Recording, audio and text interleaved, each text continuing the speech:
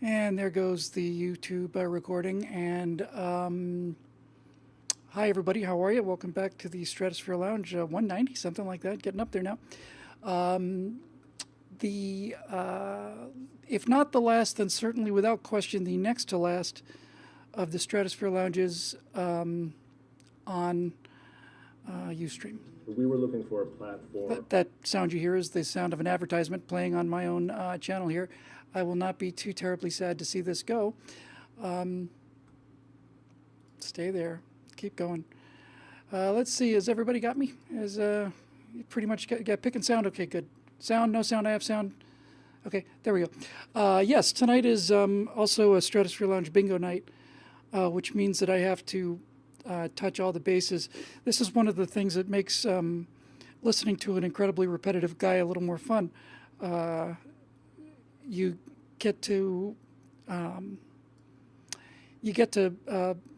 get a card, and then when I say one of my favorite topics or something like that, you get to mark it, and then it's being monitored in the lounge here, and those people playing live will be able to play bingo. Now, I should make it crystal clear that I did not sponsor this bingo, but I heartily endorse this product or service. Also, I do not know what the bingo words are, but usually in bingo, you're given, some free letters. Sometimes you are, depends on, I guess, on how you're playing. So we'll just start off with RK and Star Citizen. There you go. That ought to get your cards moving. So much for that. Now, got a couple things to talk about, and tonight's topic of a discussion will be the Civil War. The Civil War that gave us our liberty.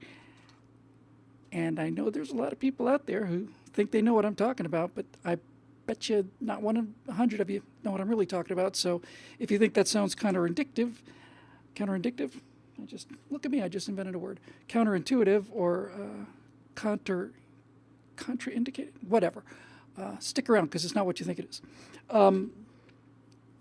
But first, in the news, we have a little unboxing ceremony. This is what makes the big bucks on YouTube, by the way. If I could unbox cats, I would have a ton of them, right? Just a ton of them. And everybody, of course, is calling in the bingo, the double drink. I can keep you guys drinking all night, probably. So here we go. It's unboxing time, and I ordered this on eBay used. I got it for a very, very good price. I paid the high two figures for it. This eBay system of user ratings is so good. It's just such an excellent way to go. Anyway, this person was rated 5 stars. Now, I haven't plugged this in yet, but nevertheless, I thought I'd share it with you. So here we go.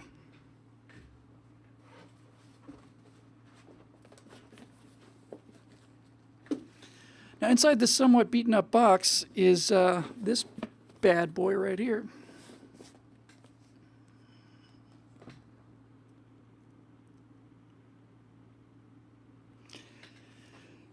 What is the Kinect for Windows, you may ask? If you already know, you probably know that the Kinect system is the one that they put into the Xbox to do player capture so that you can basically have your motions play the game. But this is the version 2. The Kinect for Windows is for developers. I guess I'm a developer now. That's good. Something else I can add to my resume of unfinished jobs and lack of steady employment. People introduce me, and on my one of my resumes, I list all the jobs I had, and they say all this stuff, and people think it's ooh. And my first response is always, Bill Whittle's a guy who can't hold a job. Although we've been holding this one for 3 years, thanks again to our members. So here's what this is. This is a sensor, and to be honest with you, I don't know the full details of the technical specs, but I'll tell you how this box ended up in my hand. First of all, I went online to, I saw some software, and I thought, oh, the Kinect for Windows V2, excellent. I'll just order it on Amazon. So I went searching for it, and I think there might have been one on Amazon. There was one on eBay. They don't make them anymore.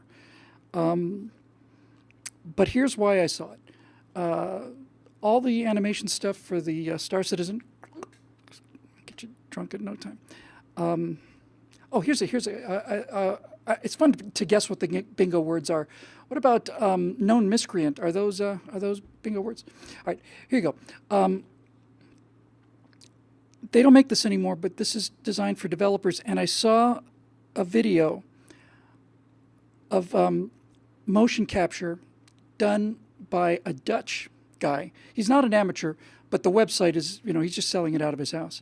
And it was the best motion capture I've ever seen. And I'm at the point now with the animations where I've got the characters as believable as they're going to get. And I would show you the animation. And I probably will be able to do that when we go to Twitch, which will be either next week or something like that. But in any event, I've had, using software recently, just finally got everything to the point where I'm happy with it. So I started doing some facial motion capture tests. Now, for those of you not familiar with that term, I got started in 3D Studio in 1992. I'm sure I said this many times. I bought a pirated copy. I had to literally, it was one of those 2 phone calls, meet a guy in a back lot, honestly. And he gave me something like 35 of those little plastic floppy disks to install version 2. I don't know what version this is, but that was 92. This is 2019. So I've been doing 3D for a long time. And I always enjoyed doing hard body stuff, like, hard surface stuff, rather, like spaceships. They're actually very easy to do. You just light them and move them. And it's steel or whatever the case may be. And so it's not terribly, doesn't require a lot of talent in terms of animation. If you know your camera angles, that helps. But other than that, and the hardest thing to do in animation by a wide margin is anything biological. Architectural renderings, all the rest of it is relatively easy. Back before motion capture, biological animation was very, very tough. I'm virtually positive that the first Toy Story was not motion captured. Somebody basically moved the little character's legs and every turn of the head, and everything else was done by a guy rotating and moving forward 5 frames, just like kind of like traditional stop frame animation.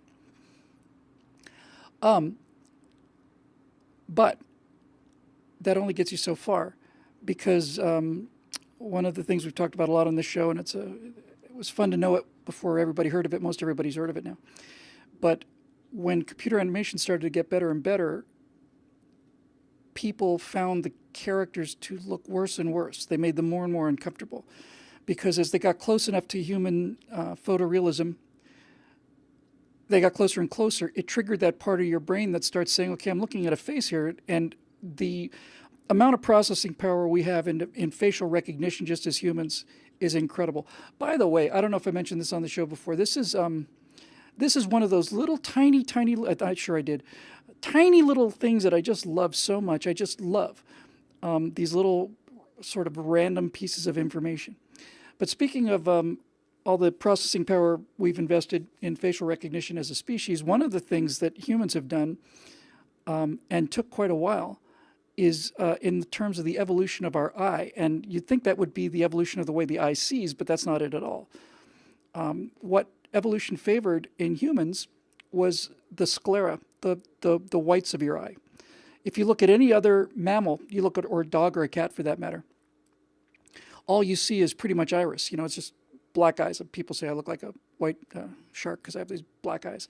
But virtually all other animals, you can maybe see a little bit of the white of the eye, but almost all of the eye is colored. So why do humans have this unusual whites of their eyes? There's never been another animal like that, and that's why if you put human eyes on animals, it does something very strange to your brain. It really, really humanizes them. Well, as it turns out, the reason that we've evolved these very bright white sclera, the whites of our eyes, is because it allows us to tell from a distance what the other person is looking at. And that's just really cool. So like let's go right straight to hell. Why don't we take the Ewoks in Return of the Jedi with their stupid bug eyes? You can't tell what they're looking at because you can't tell which way the eye is positioned. But the whites of our eyes are there specifically to indicate what we're looking at to somebody else. And animators found some very interesting things about this. First of all, they found out that if they made the human eyes absolutely parallel, it was just a little bit off. They either converge or diverge by something like 5-6 degrees, something like that. So that was interesting. But the point is, animators could not capture all of the micro expressions. The fact is that we are constantly in motion, and if you have a character who's sitting still and you don't animate an idle animation onto that character, then it doesn't look real. See it like that. And so even when a character is not moving, you animate something in there because there's always breathing, and we're always constantly micro adjusting our balance and swinging around and fidgeting and fussing and all the rest of it. So these little micro movements that I'm doing right now, just kind of moving back and forth, and the lips obviously, and the way the eyes are darting around shiftily, that can be animated by hand, but it's an enormous job and you never get it right. So quite a while ago now,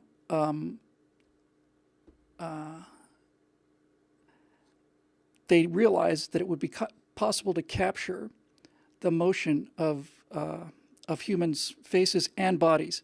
So that's when you started to see CG films where you would see these guys in these suits, and they used to have like these big white balls on them, and they would track the positions of their arms, and the computer's recording what the human actor is doing, and then they'd put little dots or little white lights on the face and so on. And so whenever the actor would make expressions, those would be mapped onto the computer-generated character at the same time, and you'd get something very good. Gollum, probably, I think, the first example, and still to this day is extraordinarily good, of the kind of motion capture animation that allows it to do what it does. One of the worst parts about this show is the constant brain freezes, and I know this name so well, but the great thing about doing the Stratosphere Lounge Live is that anytime I have any kind of question about anything, it can be anything, I get an answer within about 10 or 15 seconds. And it's another one of those cases where my mouth is busy talking and my brain cannot remember. Once again, I got his face right in front of me. So somebody please tell me the name of the guy who did the motion capture for Gollum for Lord of the Rings. He started out as a performance guy. God, I just know it so well. It's like almost like I don't know my dad's name, which is William, by the way. Anyway, he basically was on the set as sort of a motion. Andy Serkis, thank you very much. Instantaneously, T-Dog lies and known miscreant Matt Lloyd respond. Andy Serkis. So Andy was basically on set to sort of play, the guy, and maybe they do some motion capture. But Serkis was so good, and his voice was so good that they actually cast him as Gollum. And if you look at Gollum in the first movie, he just appears once. That's when they're deep in the mines of Moria and they're being followed by this creature. You go back and look at the first one, the Fellowship of the Rings, and you'll see that Gollum looks very different. And that's because that was the original Gollum. When Andy Serkis took over the role, they remodeled the character, remodeled the Gollum mesh to make it look a little more like Andy Serkis. And that was just a tremendous performance. And he just keeps knocking him out of the park. He played Caesar in the Planet of the Apes movies. He's doing some work for Star Citizen. And he's just a superb actor. There's a thing online with Andy Serkis as an alien where they had to take his facial motions and not just map them onto a human being, but they had to map them onto an alien with a completely different facial structure, and they had to make sure all the muscles moved in such a way that even though the head was completely huge and the mouth was real weird, it looks like he's talking. So you see the alien on one side of the screen. There's Andy Serkis doing the reading on the other. It's the Tale Told by an Idiot soliloquy from King Lear. And you think, man, that's tremendous computer animation on the alien. And then you find out that Andy Serkis is animated too, that his face is not his real face. He's also There is no real person in that thing. I was utterly fooled. Utterly fooled. Yeah, so somebody pointed out there in the comments section, precious, my precious, precious. He did such a great job that I guess starting on second movie, Two Towers, or certainly by Return of the King, he was doing second unit directing, and then he went on to. He's the motion capture guy. If you've got a character and you've got the money to get the best, you get Andy Serkis. And I just love his story because it's just such an interesting story. You know, this kind of unknown guy walks on a set and has a talent that nobody even knows that we need yet. And he did King Kong, and he's a tremendous, tremendous actor. And when you're playing a gorilla, for example, you got to be able to move like a gorilla. He does the motion on the motion capture. He's just an amazing guy. Did I say from Lear? Thank you, Stout Cat. It is from Macbeth. Oh, I didn't mean to say that. It's from the Scottish play. Yes, that's right. Anyway. So in order to do the motion capture, you used to have the little dots on the face, and the camera would be in front of you, and all that stuff. And, you know, you'd wear it on a mask, and you'd walk around and do all this other stuff. Well, anyway, I saw a video from this Dutch guy, and he was selling software to do facial motion capture and body motion capture. And here's what's kind of cool about that. This sensor, which I hold in my hands, excuse me one moment. This sensor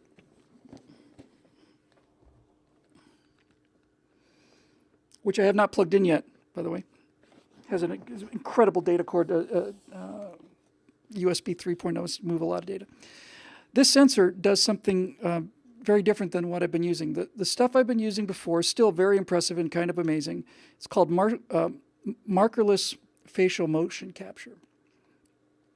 And basically, it's a piece of software that looks at a video exactly like the Stratosphere Lounge. I mean, I light it, and I just sit here exactly like this.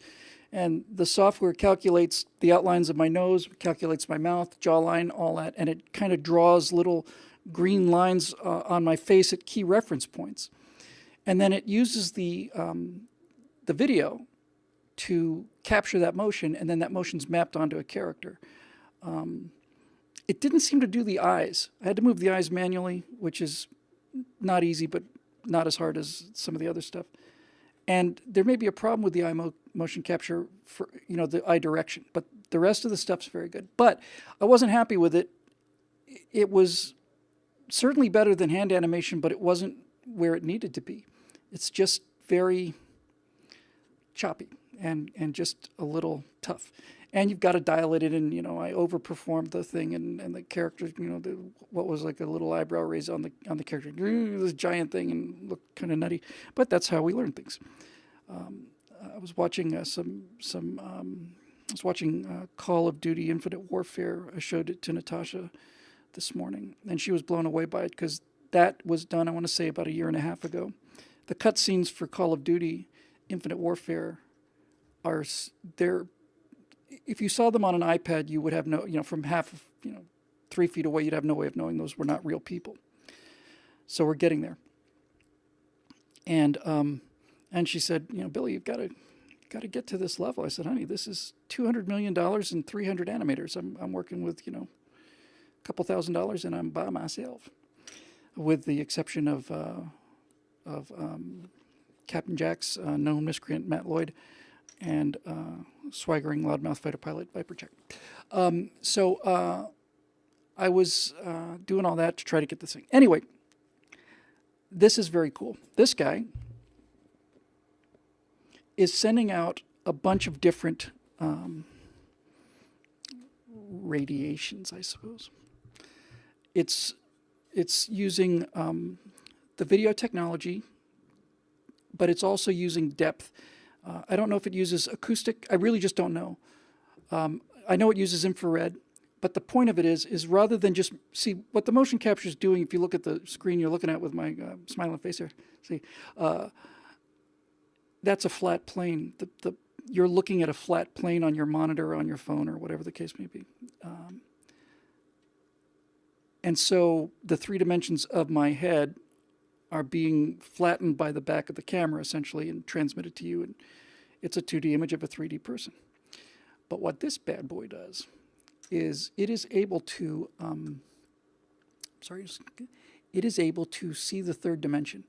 It is actually sensing into 3 dimensions. And when I saw the quality of the motion capture, I was quite happy. Sorry, 1 second, just gonna get this back here, come here. In fact, I was very happy. So here's what this thing does, it's very, very cool. You walk in to you put it up and it's basically scanning a room, let's say probably about the size of the area you see behind me. And if I come in from the side, the second that I appear in the sensor range of this Kinect, it takes a split second to recognize that I'm a person and immediately starts to make the skeleton, including the fingers. So it's immediately watching all of my joints. The software is based off the sensor, and it's I'll just put this down now. It is tracking my motion. And then when you get close enough to it, the software sees the face, but it sees the face not as a flat plane, it sees the whole wraparound. It's sensing you from the whole, 180 degrees forward of this plane here. And it's much, much better. I'm dying to use it. I haven't had a chance to plug it in yet. So I have high hopes for it. The software is extremely reasonable. It's like a $50 trial, and I think $100 or something for the commercial version.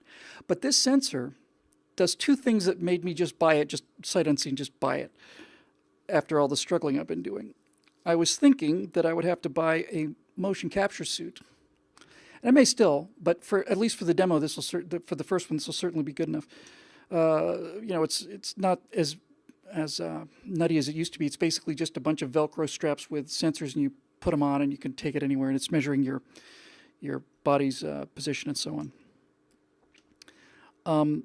And that's about $1,500, and this thing does the facial motion capture and the body motion capture at the same time. And the part that I simply cannot believe, but is advertised to be true, is that it will track 6 people simultaneously, which means that I could just, play a scene.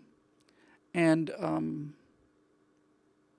with 2 or 3 actors. And certainly their motions would be good. I don't believe it could probably track 6 faces because you got to be facing the sensor in some degree. But anyway, I'm pretty much done with this. But it's very, very cool. I can't wait to plug it in. And I got the character reskinned. And when we go to Twitch, which will be probably next week, if not certainly the week after, I will put up the latest renderings and animations compared to the very first one that I showed here, and it's incredible. It's been almost a year. I've been working on it for about a year now. Did I mention that we started a 501c3